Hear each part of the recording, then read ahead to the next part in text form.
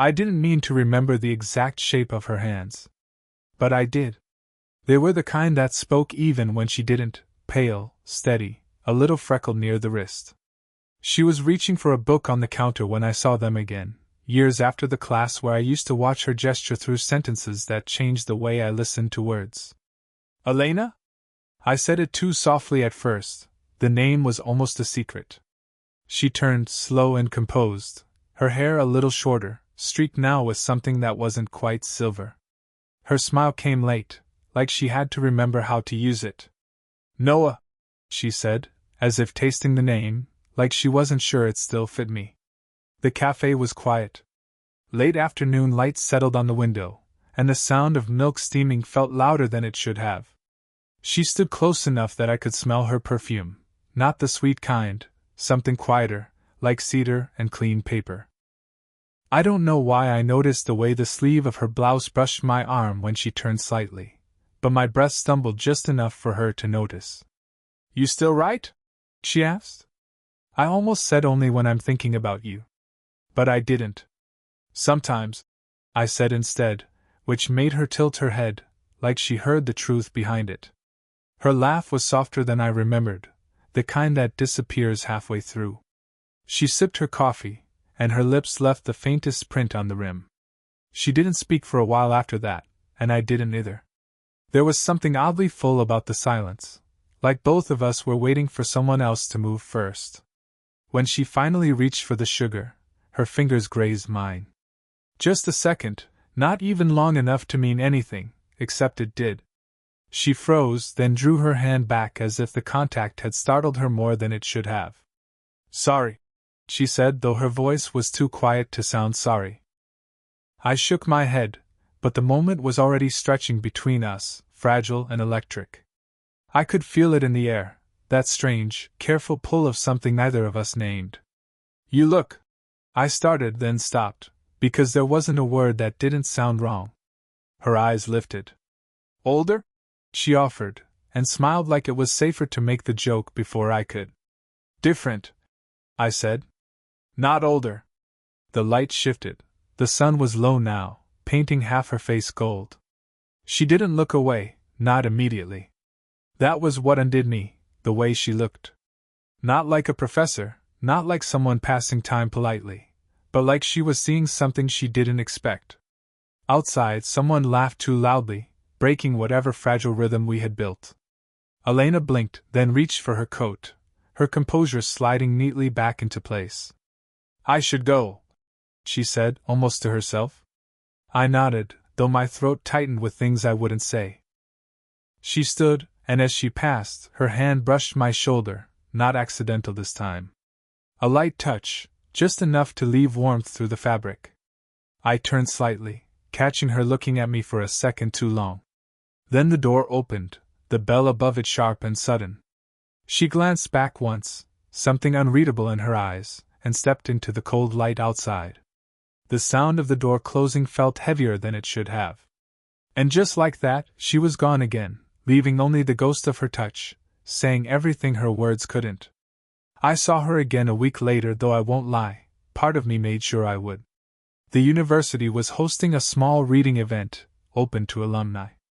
I volunteered at the registration desk, pretending it was coincidence when she appeared through the crowd. Her hair was pinned loosely this time, strands falling free when she leaned over to sign her name. Elena, I said before I could stop myself. She looked up, that same half-smile, polite, but slightly tired. You again, she murmured, as though fate had an inconvenient sense of humor. She was supposed to walk away after that, but when her bracelet caught on the pen chain, I reached to free it. Our hands met, again by accident. Again, it didn't feel like one. She didn't pull away this time.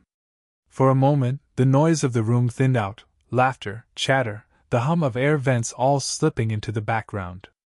I caught the faint tremor in her breath, the smell of rain still clinging to her coat.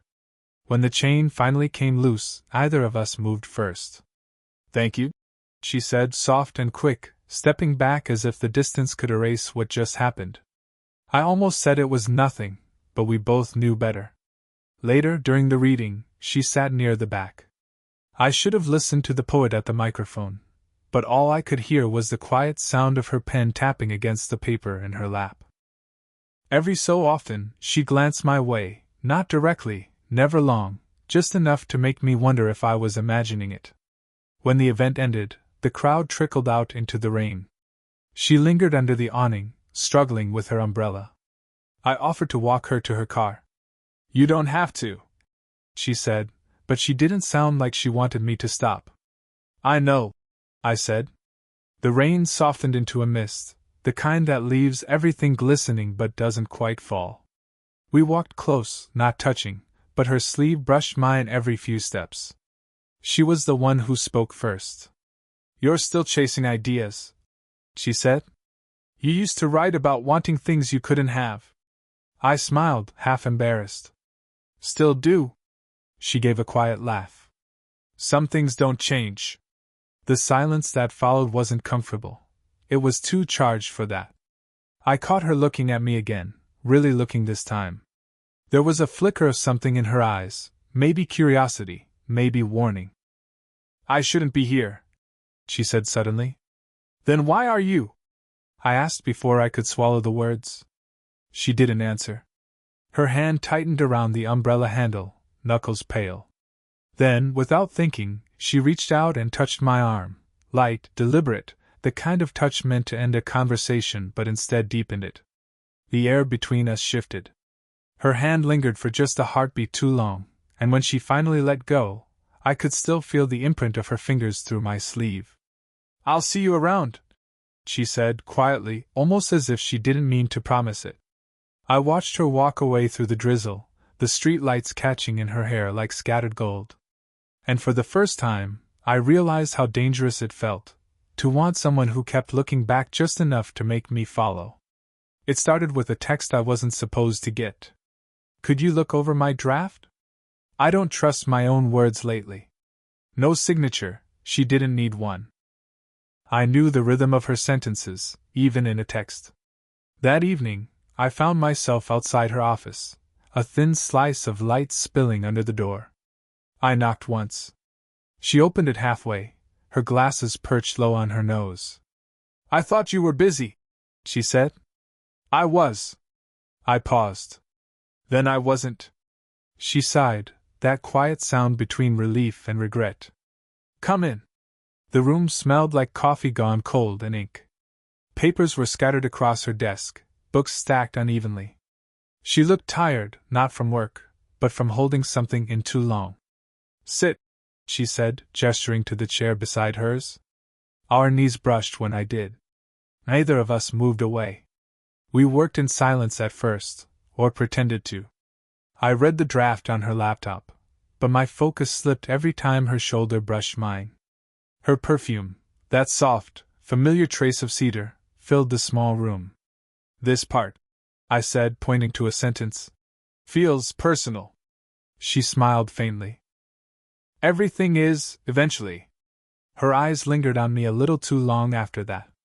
The hum of the heater was the only sound between us. "You shouldn't be here, you know," she said quietly. "People talk. I don't care." "You should." Her voice was steady, but her hand trembled slightly as she reached for her pen. "You're 26, Noah. You have everything in front of you." She stopped. "What?" I asked. She looked at me then, really looked, and whatever came next caught in her throat. The air between us grew tight, a fragile thread pulling closer with every breath. "I don't want to ruin you," she whispered. "You couldn't," I said. Her hand froze halfway between us. I don't know which one of us moved first, but suddenly we weren't talking anymore, just staring, the kind of silence that carries everything words can't survive. Her fingertips brushed my jaw, hesitant, testing the space between right and wrong. My pulse jumped, loud enough I swore she could hear it. She leaned in, just a fraction, close enough for her breath to touch my cheek. Then a knock on the door. We both flinched.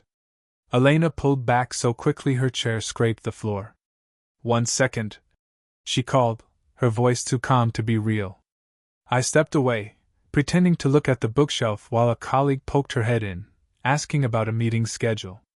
Elena smiled like nothing was wrong, that perfect, practiced smile, but her hand gripped the edge of her desk, white-knuckled. When the door finally closed again, the silence that followed was unbearable. Her eyes met mine, wide, uncertain, something breaking loose behind them. "We can't," she said, though it sounded more like a plea than a rule. "I know." Neither of us moved. And still, when I reached for the door, she caught my wrist, soft, sudden, her thumb tracing the inside of my hand, as if to memorize it before letting go. That single touch said everything the rest of her couldn't. Days passed without a word. I told myself it was better that way, safer, cleaner. But every time my phone lit up, I hoped for her name. It never came. Then one night it did. "I left something for you in the office. If you're around." No signature. Just that soft echo of a voice I couldn't shake. When I got there, the building was nearly empty, the kind of silence that makes you aware of your own breathing. Her office door was open, light spilling across the hallway floor. She wasn't sitting behind the desk. She was by the window, coat draped over the chair, staring out at the rain. "You came," she said without turning. "I shouldn't have." "I know." She turned then, eyes tired but steady. "I thought about deleting that message," she said, almost laughing. "Then I didn't. Maybe that was a mistake." I stepped closer. "Maybe not." For a long moment, neither of us moved. The space between us was small, and every breath seemed to fill it. "You think this is just curiosity?" she asked, voice low. "A phase?" "No, then what?" I swallowed hard. "Something I can't seem to stop." Her expression faltered, just for a second, the first crack in her restraint. She closed the distance, slow, deliberate. I could smell rain on her hair, coffee on her breath. "Do you have any idea what this would cost me?" she whispered. "Yes." "And you still, yes?" Her breath hitched. She reached up, fingers trembling as she brushed a strand of hair from her face. My hand moved before I could stop it, catching hers midair. Her skin was warm. Softer than I remembered. "I've spent years being careful," she said. "Careful not to feel too much, want too much. And now—" She didn't finish. She didn't have to. The air thickened. My thumb traced the inside of her wrist, a small, unthinking motion that felt louder than words. Her eyes fluttered shut for half a second. When she opened them again, something had changed. She stepped closer until I could feel her heartbeat through her blouse, steady but fast. My hand hovered at her waist, not quite touching. "Tell me to stop," I said, voice barely a whisper. She looked at me, her lips parted, eyes searching my face as if trying to find the version of herself that would obey. But that version was gone. Her hand found the back of my neck, drawing me closer. The scent of her, the heat of her breath, the soft sound she made when our foreheads touched, everything narrowed to that one fragile moment. Then, a sharp knock at the door. We both froze. Her body stiffened against mine, and in an instant the spell broke. She stepped back, smoothing her hair, her voice suddenly composed. "Come in," she said, though her chest still rose and fell too quickly. I stayed still, the taste of almost still lingering in the air. Whoever was behind that door, they had no idea how close we had come to crossing a line we couldn't return from. And neither, I think, did we? It was supposed to fade. After that night, we both pretended it had, that the moment at the window never happened, that the breath we shared wasn't heavy enough to still linger. But pretending has a sound. It's the way she stopped meeting my eyes in hallways, the way I started avoiding the places I knew she'd be. Silence isn't clean, it collects, thickens, fills every space that used to hold words. Then came the email. "I need to see you. Please, just once." No explanation. No pretense. I went. Of course I went. Her apartment was smaller than I imagined. Books stacked everywhere, a record player humming quietly in the corner. She looked different there, softer, almost younger. Barefoot, sleeves rolled up, a glass of wine half finished on the table. She didn't say hello, You told someone, she said, voice sharp but fragile underneath. What? Someone in the department knows. They asked me if we were close. I didn't. Her eyes searched mine. Didn't you? No. The hurt on her face wasn't loud. It was quiet, and that made it worse. I've been careful, she said, pacing. Every word, every look, controlled. And now it's like they can see it anyway. Elena. She stopped, her breath unsteady. They think I used my position. That you. She swallowed the rest. You have no idea what that does to someone like me. I didn't tell anyone, I said again. But I can't keep pretending none of this is real. That silenced her. The air between us shifted, too still, too charged. She looked at me then, really looked, like she was trying to find the truth in my face. You shouldn't have come, she whispered, but she didn't step back when I did. Her hand trembled as she brushed past me to grab her glass, her shoulder grazing my chest. I felt it like a jolt. She froze, realizing it too late. Elena, I said quietly, tell me to leave if you want me to. Her hand lowered, still trembling slightly. I can't, she said, and that single confession broke everything open.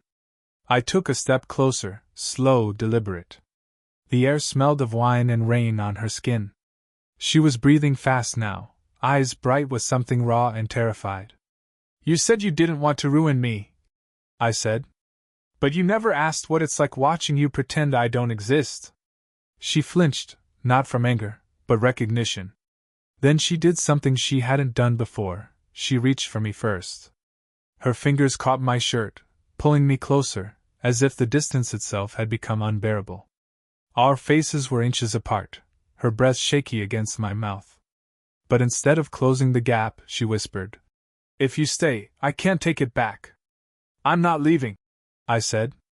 She let out a trembling laugh, almost like relief, almost like surrender. And in that fragile second, between confession and consequence, something inside both of us shifted. Whatever line we'd been tracing for weeks was no longer there. The storm that night wasn't outside, it was between us. Rain pressed against her windows, soft and relentless, a rhythm that filled the spaces where we couldn't speak. The room was dim except for the lamp near her couch. She stood by it, arms crossed, like she was bracing herself against something inevitable. This can't be who we are, she said finally, her voice quiet but shaking. I stepped closer. Then why does it feel like it's exactly who we are? She looked at me, her eyes searching, then closing, as if it hurt to keep them open. Because it's wrong. Then stop me, I said. She didn't. The air between us was thick enough to breathe in, warm from too many things unsaid. Her fingers twitched at her side, like she was fighting the instinct to reach for me. I could hear her breath, uneven, sharp, the sound of someone losing a battle they'd been fighting alone. I've built a life on control, she whispered. On being careful, measured. You make me forget that. I took another step, close enough that her perfume, that quiet mix of cedar and something faintly sweet, filled my lungs. Maybe forgetting is what you need, I said, my voice barely audible. Her lips parted, but no sound came. My hand rose, slowly, giving her time to stop me, and brushed a strand of hair from her face. The touch was light, but it set everything trembling. Her eyes met mine, wide, unguarded, and for the first time I saw it clearly, the fear, the hunger, the ache she'd been hiding behind every careful word. Noah! She said my name like a warning. I know, I murmured. But I didn't step back. She reached up then, fingers grazing my jaw, tentative at first, then firmer, as if she was memorizing me. Her thumb lingered near my mouth. I could feel the warmth of her hand, the pulse beneath her skin. We were inches apart now, her breath brushing mine, the air between us trembling. If we do this, she said, there's no pretending afterward. You understand that? I do. She exhaled, a shaky, fragile sound, and leaned in until our foreheads touched. The closeness felt heavier than a kiss, deeper. This isn't the version of me people know, she whispered. I don't care who they know, I said. I see you. Her hand slipped to the back of my neck, her body drawing closer, not out of impulse, but surrender. The room seemed to tilt, the air itself holding its breath. Then she stopped, eyes open, searching mine for something she needed to be sure of. And I saw it, the decision forming there, quiet and final. She pressed her palm against my chest, steady, not to push me away but to pause the world. Now you know, she said softly. Now you understand. I caught her hand before it fell, holding it against my heart, both of us shaking. No kiss. No collapse. Just the raw, unbearable clarity of what we'd both already chosen, even if we never said it out loud. Outside, thunder rolled, and for once neither of us moved. Morning came quietly. The rain had stopped some time before dawn, leaving the city wrapped in that clean, silver light that only happens after a storm. Her apartment felt still, the air soft and heavy with everything that hadn't been said. Elena sat by the window again, knees drawn up, her hair loose around her face. She didn't look like the woman who used to stand at the front of a lecture hall, confident, composed. She looked real. I stood behind her for a while, not speaking. There was no tension left, only a calm that felt new, fragile, but honest. You didn't sleep, I said. She smiled faintly. Neither did you. We both laughed under our breath, the sound small but easy. For the first time, it didn't feel like we were stealing something by being in the same room. I kept thinking, she said quietly, about how it would all look from the outside. The whispers, the headlines people write in their heads. I moved closer, careful but certain. Let them look. We're the ones who have to live it. Her eyes lifted to mine, tired but clear. You make it sound simple. It's not, I said. But I'm done pretending it doesn't matter. She studied me then, the way she always did when she was trying to read what wasn't being said. Slowly she reached out, her hand brushing mine before settling, fingers sliding between my own. Her skin was cool, her grip gentle but deliberate. I'm not who I was, she said. I know. And you're not a boy anymore. I smiled a little. I noticed. That earned me a small laugh, the kind that curled at the edges and made her eyes soften. It wasn't the laugh of a professor or a woman guarding her reputation. It was hers, stripped of everything she thought she had to be. For a long time, we didn't speak. We just sat there, side by side, watching light crawl across the floorboards. My thumb traced slow circles against the back of her hand, and she didn't pull away. When she finally leaned her head against my shoulder, it felt like the world had stopped trying to name us. No rules, no wrong timing, just quiet understanding. I turned slightly, pressing a small kiss to her hair, not an act of hunger, but of recognition.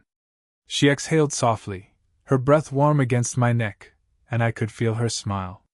Maybe we just start here, she whispered. Here sounds right, I said. Her hand tightened around mine, and we stayed like that, two people who had spent too long pretending not to feel what had always been there, finally still enough to let it exist. Outside, sunlight spilled across the glass, catching in her hair, painting the room gold. She looked up at me once more, eyes bright with something that wasn't fear anymore. And when she whispered my name this time, it didn't sound like hesitation. It sounded like home.